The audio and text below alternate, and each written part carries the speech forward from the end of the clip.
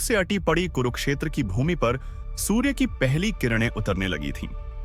आकाश में हल्का सा नारंगी रंग घुला हुआ था और धरती पर दो सेनाएं आमने सामने खड़ी थीं। एक और कौरवों की विशाल सेना, जिनकी आंखों में घमंड और विजय की लालसा थी।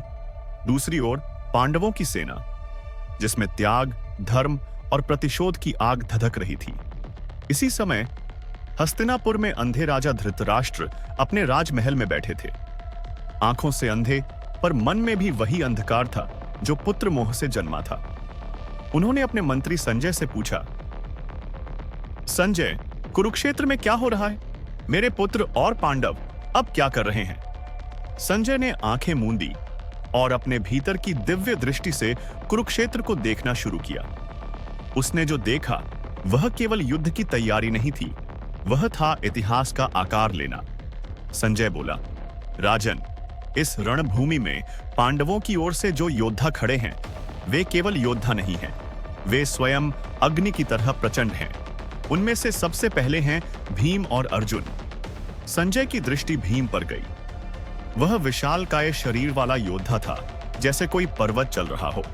उसकी आंखों में ज्वाला थी और हाथ में वह गदा जिसने कितनों के प्राण लिए थे। उसके हर कदम से धरती थर्रा जाती थी। लाल कवच में सजा हुआ भीम उस युद्ध में सिर्फ एक ही बात सोच रहा था, दुशासन से लिया गया वह प्रतिशोध, जो उसकी प्रतिज्ञा में बंधा हुआ था। फिर अर्जुन दिखा, शांत लेकिन भीतर से प्रज्वलित। उसके हाथों में गांडीव धनुष था, जिसे उठाने का सामर्थ्य सिर्फ उसी में था, की तरह चमक रही थी, और उसकी आंखें युद्ध से नहीं धर्म से जुड़ी हुई थी। के रथ के सामने खड़े थे कृष्ण, मुस्कुराते हुए, शांत, परंतु सारा युद्ध उनके इशारों पर चलने वाला था।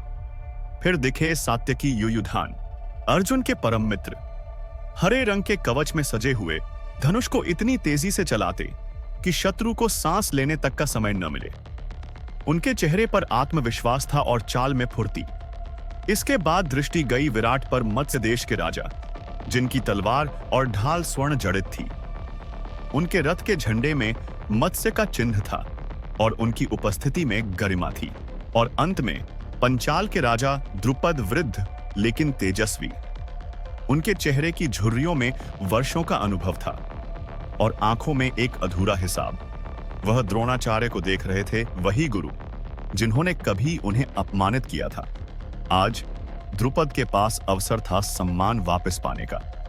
संजय ने अपनी आंखें खोली और कहा, हे राजन, ये केवल पांडवों के सैनिक नहीं हैं, ये सभी महारथी हैं। इनका सामना करना केवल युद्ध नहीं है, यह महायुद्ध है, जिसमें धर्म की परीक्षा है, आत्मा की गहराई है और भविष्य का लेख है। धृतराष्ट्र चुप था। वह सुन रहा था, पर भीतर से डर रहा था, क्योंकि उसे पता था जिनके पास धर्म है, समय अंततः उन्हीं के पक्ष में होता है।